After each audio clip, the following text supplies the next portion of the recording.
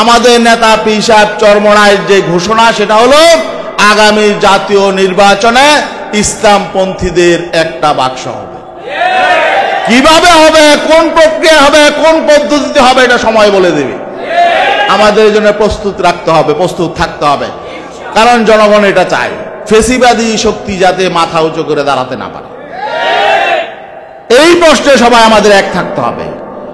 যারা এই দেশটাকে ধ্বংস করেছে, যারা এই দেশের সকল বিরোধী দলকে ধ্বংস করার চেষ্টা করেছে, এদেশের রাজনীতিকে ধ্বংস করার চেষ্টা করেছে, এদেশের প্রত্যেকটা সাংবিধানিক প্রতিষ্ঠানকে ধ্বংস করেছে, এদেশের অর্থনীতিকে যারা ধ্বংস করেছে, এদেশের স্বাধীনতা সার্বভৌমত্বকে যারা ইজারা দেওয়ার চেষ্টা করেছিল, তারা যদি আগামী দিনে রাজনীতিতে পুনর্বাসিত হতে না পারে, এই এক প্রশ্নে ফেসিবাদ বিরোধী সকল শক্তিকে ঐক্যবদ্ধ থাকতে হবে। নাহমাদুহু ওয়া নুসাল্লি আলা রাসূলিল কারীম, আম্মা বাদ। ইসলামী আন্দোলন বাংলাদেশ ফেনী জেলা শাখা কর্তৃক আয়োজিত আজকের এই জেলা সম্মেলনের সম্মানিত সভাপতি,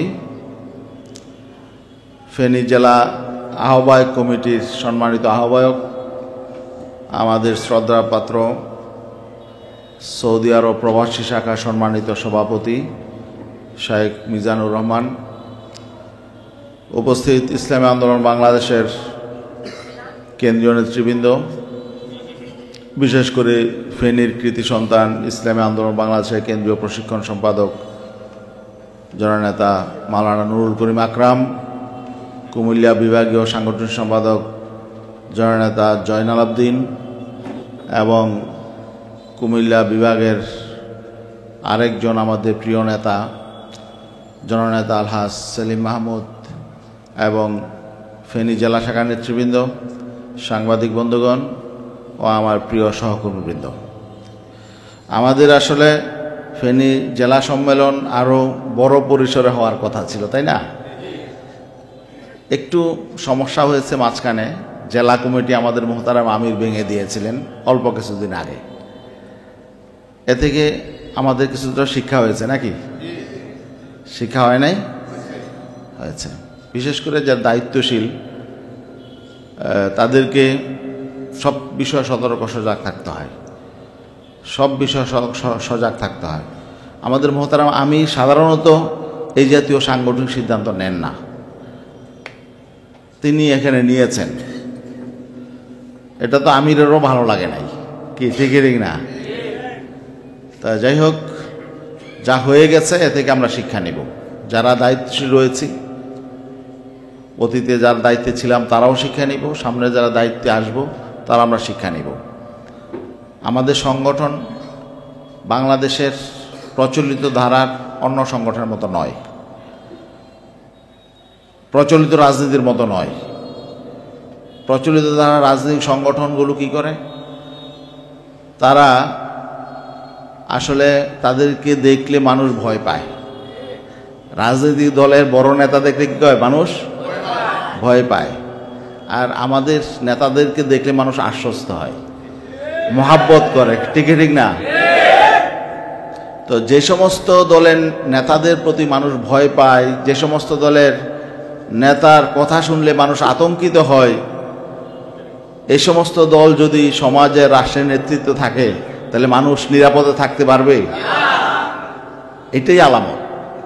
মনে করবেন যে সমস্ত দলের নেতাদের কথা শুনলে মানুষ ভয় পায়, আতঙ্কিত হয়ে যায়, সন্ত্রস্ত হয়ে যায়, মনে করবেন এই দলের কাছে দেশ নিরাপদ না, সমাজ নিরাপদ না। এই রাজনীতি থেকে আমরা বেরিয়ে আসতে চাই। ইসলামী আন্দোলন বাংলাদেশের যত বড় নেতা হোক, চরমোনাই পীর সাহেব হুজুরকে কি বাংলাদেশের কোনো মানুষ ভয় পায়? মহাব্বত করে, শ্রদ্ধা করে, সম্মান করে, ঠিক না? ভয় পায় না, মনে করে উনি আপনজন, উনি কারো ক্ষতি করবে না, উনি কারো অকল্যাণ করবে না।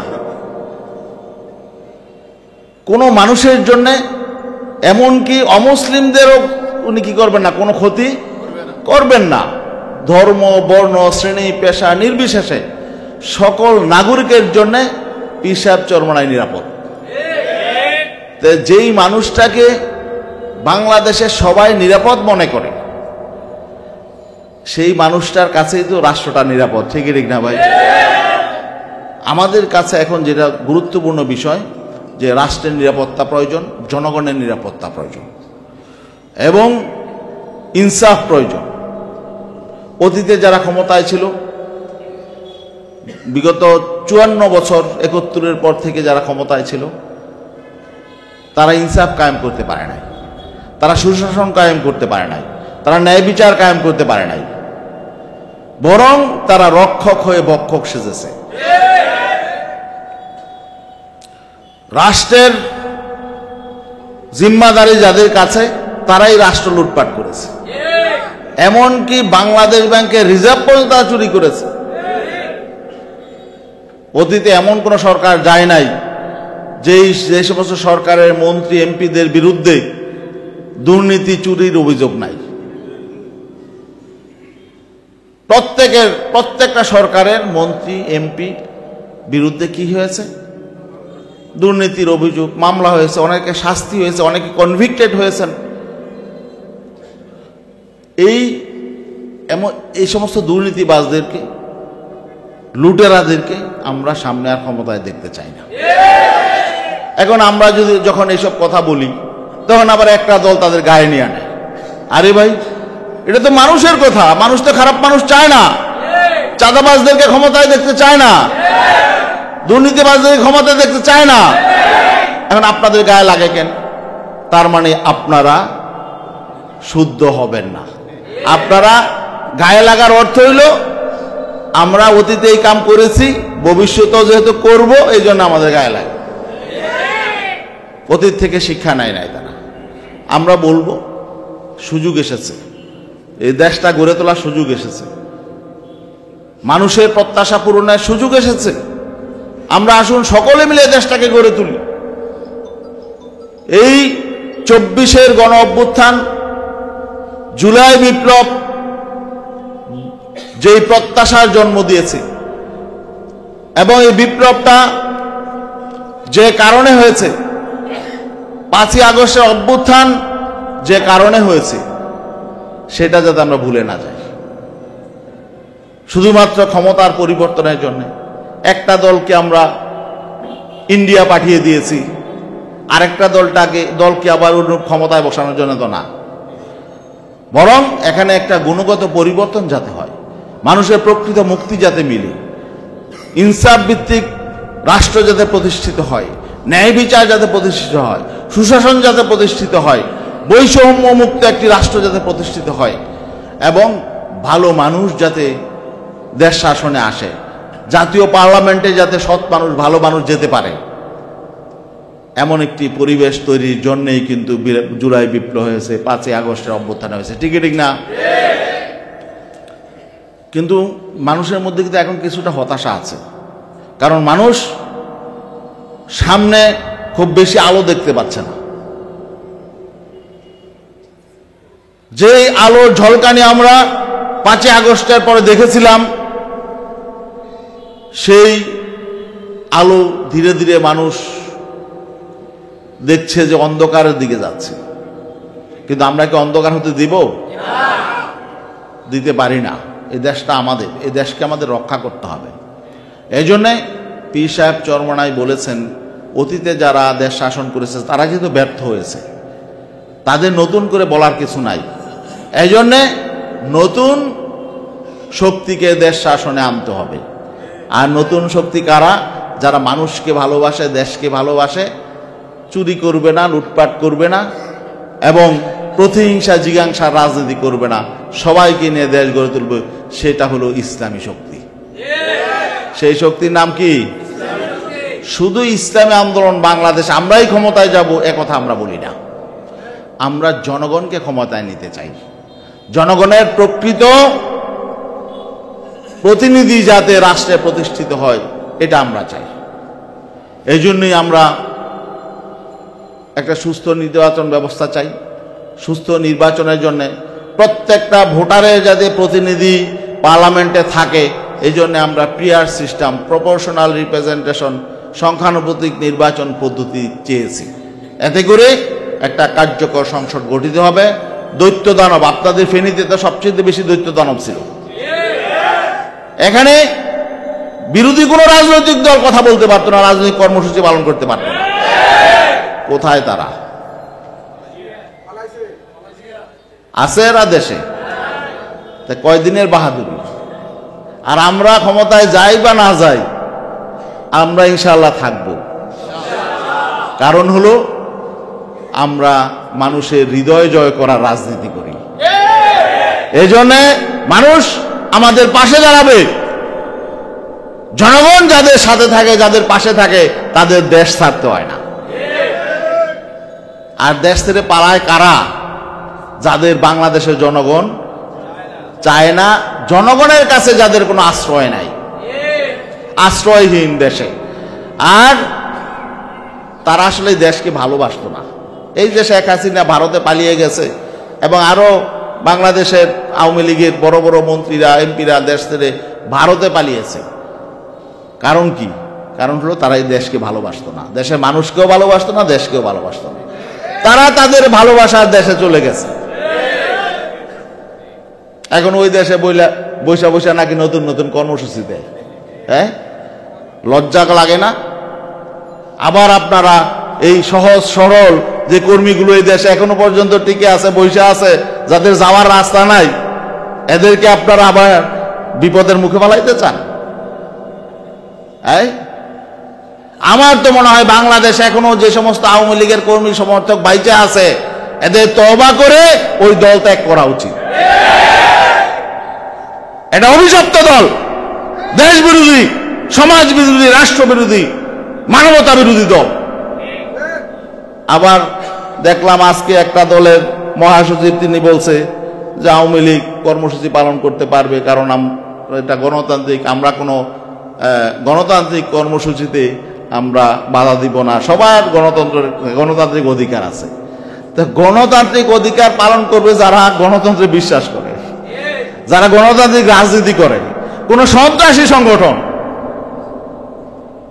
কোন সন্ত্রাসী সংগঠন, মানবতা বিরোধী সংগঠন, দেশ বিরোধী সংগঠন, এটাকে আপনি কর্মসূচি পালনের জন্য আপনি আহ্বান জানাবেন? যারা এই মাত্র, যাদের হাতে এখনো খুনের রক্ত আছে, তারা কর্মসূচি পালনের জন্য বলবে আর আপনারা স্বাগত জানাবেন, এটা গণতান্ত্রিক অধিকার। এটা কি হয় নাকি? সাপ মারা তো সুন্নত নাকি? কি বলেন? এখন যদি কোন এমন একটা প্রাণী এটা হত্যা করব, হ্যাঁ, প্রাণীকে হত্যা করা মানে অপরাধ ছাড়া এটাও তো গুনার কাজ নাকি? কিন্তু সাপ মারা তো আবার সুন্নত। কি সাপ, বিষাক্ত সাপ যদি দেখেন, তখন এটার দায়িত্ব কি আপনার? মারা। অপরাধ না করলে এটা মারা। কারণ কি? এটা যে কোনো সময় সবল দিতে পারে, যে কোনো সময় কি করতে পারে? আওয়ামী লীগ গুলো সাপের মতো। আর কথা বুঝতে পারছেন? তো যাই হোক, আজকে ইসলামী আন্দোলন বাংলাদেশ বাংলাদেশের গণমানুষের আস্থা অর্জনে আলহামদুলিল্লাহ সমর্থ হয়েছে। ইসলামী আন্দোলন বাংলাদেশ একটি দেশপ্রেমিক রাজনৈতিক দল। ইসলামী আন্দোলন বাংলাদেশ এই দীর্ঘদিনের রাজনৈতিক ইতিহাসে আলহামদুলিল্লাহ জনগণের আস্থা অর্জন করতে সক্ষম হয়েছে। এই জন্যই ফেসিবাদ বিরোধী অন্যান্য রাজনৈতিক দলগুলো ইসলামী আন্দোলন বাংলাদেশকে সমীহ করে, শ্রদ্ধা করে। আমরা তাদেরকে ধন্যবাদ জানাই। এখন আমাদের কর্মী সমর্থকদেরকে এই কারণে অহংকার করলে চলবে না যে অমুকে আসছে আমাদের কাছে, সমুকে আসছে আমাদের কাছে, আমরা অনেক বড় হয়ে গেলাম। না, আমাদেরকে শুকরিয়া আদায় করতে হবে, আমাদেরকে আরো নমনীয় থাকতে হবে। কি আমার কথা বুঝাতে পারলাম? আমাদের পলিসি, নীতি, আদর্শ, এটা আমাদেরকে লক্ষ্য রাখতে হবে। আমরা আমাদের নীতি আদর্শ নিয়ে চলবো, অন্য কে কি বললো এটা দেখার প্রয়োজন নাই। এখন ইসলামী আন্দোলন বাংলাদেশ পরিবর্তিত প্রেক্ষাপটে আমাদের নেতা পীর সাহেব চরমোনাই তিনি বলেছেন যে ইসলামী শক্তির ঐক্য প্রয়োজন। অন্যান্য দলের সাথে, যাদের সাথে আগে সেভাবে দেখা সাক্ষাৎ হতো না, এরা এসে দেখা সাক্ষাৎ করছে। এই জন্যে কিছু মিডিয়া আবার তারা ইসলামী আন্দোলনের পক্ষ সেজে তারা আকীদার সবক দেয়, আদর্শের সবক দেয়। সবাই না, কিছু কিছু। এবং দেখবেন এই মিডিয়া এরা হলো আওয়ামী লীগের সময় আওয়ামী লীগের কি করেছে? দালালি করেছে। যারা আওয়ামী লীগের সবচেয়ে বেশি দালালি করেছে তারা এখন ইসলামী আন্দোলনকে আকীদা শিখায়, ইসলামী আন্দোলনকে আদর্শ শিখায়, যে আমাদের আগে আদর্শ ঠিক ছিল, এখন আমরা এদিক সেদিক যাওয়ার চেষ্টা করতেছি। হ্যাঁ, ইসলামী আন্দোলনের আদর্শ আকীদা আওয়ামী লীগের কাছ থেকে শিখতে হবে। হ্যাঁ, তাহলে বুঝতে হবে যখন তাদের যখন গায়ে লেগে গেছে, বুঝতে হবে ইসলামী আন্দোলন রাজনীতি এখন ঠিক আছে। ইসলামী আন্দোলনের যে সিদ্ধান্ত মনে করবেন দেশ বিরোধী, সমাজ বিরোধী, রাষ্ট্র বিরোধী এবং এই ফেসিবাদী শক্তির গায়ে আগুন লাগে, মনে করবেন আমরা সঠিক পথে আছি। কথা বুঝতে পারছেন? এখন আমাদের কর্মীদের মধ্যেও আমাদের বিষয়ে একটা ব্যাখ্যা থাকতে হবে যে আমরা তাহলে কি আমাদের অবস্থানটা আমাদের কাছে পরিষ্কার? এটা বিষয়টা অনেকের কাছে হয়তো কেমন মনে হচ্ছে, বিভ্রান্ত মনে হচ্ছে, এক একজন এক এক রকম কথা বলে, তাই না? আগে কি ছিল এখন কি না। দেখেন, এটা রাজনীতি। আল্লাহ রাসূলের রাজনীতি ছিল কি ছিল না? আল্লাহর রাসূলের সেই রাজনীতির অনুসরণে কিন্তু আমরা রাজনীতি করি। আকীদা যাদের খারাপ, ধর্ম যাদের ভিন্ন, আদর্শ যাদের ভিন্ন, তাদের সাথে ঐক্য হয় না, এদের সাথে সমঝোতা হয়। এদের সাথে কি হয়? রাজনৈতিক সমঝোতা হয়। এটা আমরা রাসূলের জীবনী থেকে শিখেছি। রাসূল আকরাম সাল্লাল্লাহু আলাইহি ওয়াসাল্লাম যখন মদিনা রাষ্ট্রের প্রধান হয়ে মদিনা রাষ্ট্রে ঢুকলেন, তখন একটা চুক্তি করেছিলেন। আপনারা জানেন কি করেছিলেন? এই চুক্তির নাম কি? সমঝোতা চুক্তি। এটা কিন্তু ছিল কি?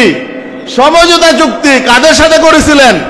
যাদের সবার আকীদা পরিশুদ্ধ তাদের সাথে, যাদের সকলের আদর্শ এক তাদের সাথে না, বরং তাদের সাথে সেই চুক্তিটা করেছিলেন যারা অন্য ধর্মের ছিল, অন্য আকীদার ছিল, অন্য ভিন্ন আদর্শের ছিল, বরং তারা সংখ্যায় মুসলমানদের চেয়ে অনেক বেশি ছিল।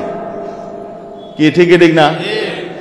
যাদের ধর্ম ভিন্ন, আদর্শ ভিন্ন, আকীদা ভিন্ন, তাদের সাথে আল্লাহ রাসূল সমঝোতা চুক্তি করেছিলেন। ওলামায়ে কেরাম তো এখানে আছেন, কি করেন নাই? কেন করেছিলেন? এটা ছিল একটা রাজনৈতিক চুক্তি। এটা কি ছিল? মানে এই চুক্তিটা আল্লাহ রাসূল করেছিলেন মদিনা রাষ্ট্রকে সুরক্ষার জন্য, মদিনা রাষ্ট্রের নাগরিকদের নিরাপত্তার জন্য, এবং মদিনায় নতুন মুসলমানদের জানমালের নিরাপত্তার জন্য। অতএব আল্লাহ রাসূলের সেই রাজনৈতিক বড় সিদ্ধান্ত থেকে আমরা বুঝতে পারি যে রাজনৈতিক স্বার্থে, জনগণের স্বার্থে, রাষ্ট্রের স্বার্থে ভিন্ন ধর্মী লোকের সাথেও কি করা যায়? সমঝোতা চুক্তি করা যায়। এতে করে নিজের ধর্মও চলে যায় না, নিজের আকীদাও চলে যায় না। অতএব আমরা বুঝে শুনে ইসলামের নীতি আদর্শ সঠিক রেখে আমরা আমাদের পথ চলছি। আমি আশা করব আমাদের কোন কর্মী সমর্থক এ নিয়ে বিভ্রান্ত হবেন না। নানামুখী অপপ্রচার চলবে, নানামুখী বিভ্রান্তি চলবে।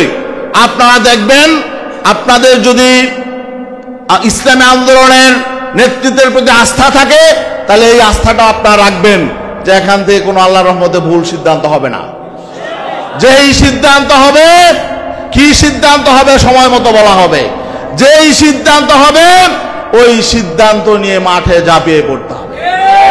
এই মুহূর্তে আমাদের নেতা পীর সাহেব চরমোনাইর যে ঘোষণা, সেটা হলো আগামী জাতীয় নির্বাচনে ইসলামপন্থীদের একটা বাক্স হবে। কিভাবে হবে, কোন প্রক্রিয়া হবে, কোন পদ্ধতিতে হবে, এটা সময় বলে দেবে। আমাদের জন্য প্রস্তুত রাখতে হবে, প্রস্তুত থাকতে হবে, কারণ জনগণ এটা চায়, এটা জনগণ চায়। আমাদের আগামী রাষ্ট্র বিনির্মাণে এবং এই জুলাই অভ্যুত্থানের চেতনা বাস্তবায়নে, একটি সুখী সমৃদ্ধ কল্যাণ রাষ্ট্র গঠনে, জনগণের অধিকার প্রতিষ্ঠায় আমরা যদি এখন ইসলামপন্থীরা ঐক্যবদ্ধ হতে না পারি, তাহলে এই সুযোগ হাতছাড়া হয়ে যাবে। এই এমন সুযোগ ৭১-এর স্বাধীনতার পর থেকে বিগত ৫৪ বছরে আসে নাই, সামনে আসবে কিনা জানি না। এটা হলো বাংলাদেশের ভালো মানুষদেরকে একটি ভালো সরকার উপহার দেওয়ার সুযোগ, বাংলাদেশের ইসলামপন্থীদেরকে বাংলাদেশের প্রধান রাজনৈতিক শক্তি হয়ে ওঠার সুযোগ। অতএব এই সুযোগ আমরা হাতছাড়া করতে চাই না। আর আরেকটা বিষয়, আমরা তো নির্বাচনে যাব, নির্বাচনে যদি সবাই একটা মার্কাই ভোট দেয় বা সবাই যদি একটা পক্ষেই থাকে, তাহলে তো নির্বাচনে প্রতিদ্বন্দ্বিতা হবে না। কি হবে? না, নির্বাচনটা হতে হবে মিনিংফুল, প্রতিদ্বন্দ্বিতাপূর্ণ।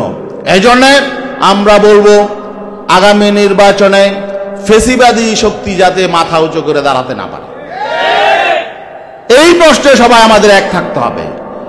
যারা এই দেশটাকে ধ্বংস করেছে, যারা এই দেশের সকল বিরোধী দলকে ধ্বংস করার চেষ্টা করেছে, এদেশের রাজনীতিকে ধ্বংস করার চেষ্টা করেছে, এদেশের প্রত্যেকটা সাংবিধানিক প্রতিষ্ঠানকে ধ্বংস করেছে, এদেশের অর্থনীতিকে যারা ধ্বংস করেছে, এদেশের স্বাধীনতা সার্বভৌমত্বকে যারা ইজারা দেওয়ার চেষ্টা করেছিল, তারা যাতে আগামী দিনে রাজনীতিতে পুনর্বাসিত হতে না পারে, এই এক প্রশ্নে ফেসিবাদ বিরোধী সকল শক্তিকে ঐক্যবদ্ধ থাকতে হবে।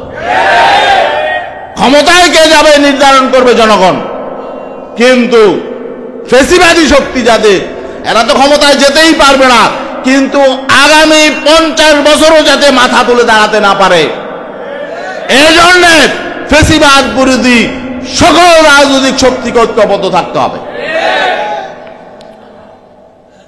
আর বিগত দিনের চাঁদাবাজির কালচার, দুর্নীতির কালচার, দলীয়করণের কালচার, দুর্বৃত্তায়নের কালচার এবং কর্তৃত্ববাদী শাসনের মনোমানসিকতা, এগুলো থেকে আমি আশা করব বাংলাদেশের প্রধান প্রধান রাজনৈতিক দলগুলো বেরিয়ে আসবে, কারণ এগুলো মানুষ পছন্দ করে না।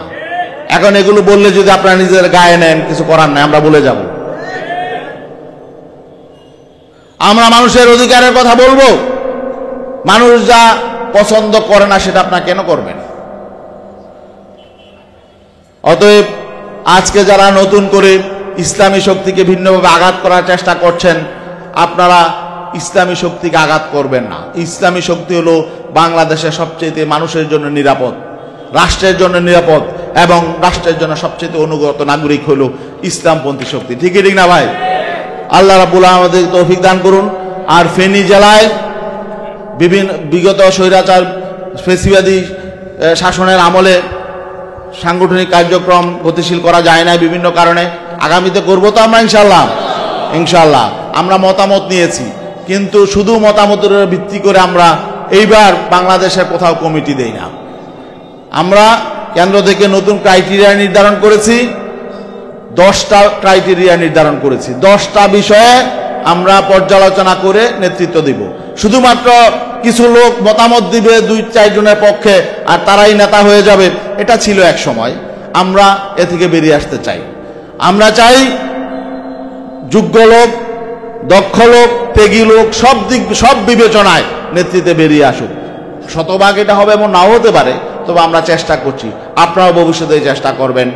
আলহামদুলিল্লাহ, এ পর্যায়ে আমি এই ফেনী জেলা শাখা, জেলা কমিটি তো আমাদের মোহতারাম আমির ভেঙে দিয়েছিলেন এবং সেখানে একটা আহ্বায়ক কমিটি করেছিলেন। আমি এখন সেই আহ্বায়ক কমিটি বিলুপ্ত ঘোষণা করছি। পাশাপাশি ফেনী জেলা কমিটির নতুন সভাপতি হিসাবে আমি ঘোষণা করছি মাওলানা গাজী এনামুল হক ভূঁইয়া। মাওলানা গাজী এনামুল হক ভূঁইয়া কোথায়? সহসভাপতি হাফেজ মাওলানা রফিকুল ইসলাম, সেক্রেটারি মাওলানা এনামুল হক ভূঁইয়া, মাওলানা একরামুল হক ভূঁইয়া,